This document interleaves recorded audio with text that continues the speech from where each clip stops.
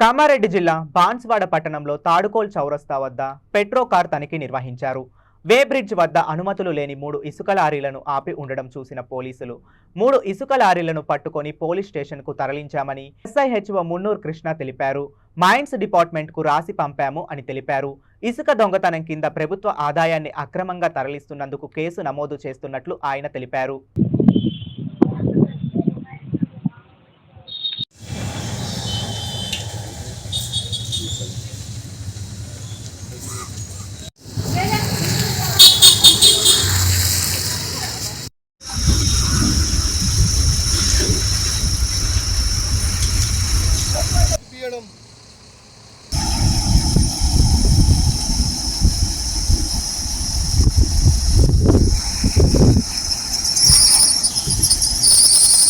ఈరోజు petrol car తాంపూర్ చౌరస్తాలో petrol చేసే సమయంలో ఒక 3 టిప్పర్ లారీలు ఇసుకతో రావడం జరిగింది. వాటిని ఆపి చెక్ చేయగా వాటికి ఎటువంటి బిల్స్ కానీ గవర్నమెంట్ నుంచి అనుమతి పొందినట్టు ఏమి లేకపోవడంతో వాటిని తీసుకొచ్చి సీజ్ చేయడం జరిగింది.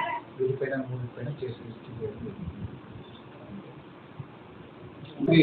మైనింగ్ డిపార్ట్మెంట్ వాళ్ళకు రాసి పంపించేది, వాళ్ళు ఫైన్ చేసేస్తారు, మాకు ఆధారం లేదు. దీనిపైన మనకు గవర్నమెంట్ ఇల్లీగల్గా ట్రాన్స్పోర్ట్ చేస్తున్నారు, ప్లస్ దాంతోపాటు ఇది గవర్నమెంట్ స్టాండ్ కాబట్టి మనం దీనిపైన స్టాండ్ దొంగతనం ప్లస్ సిఆర్పి యాక్ట్ కూడా పెడతాం, పబ్లిక్ ప్రాపర్టీ యాక్ట్ కేసు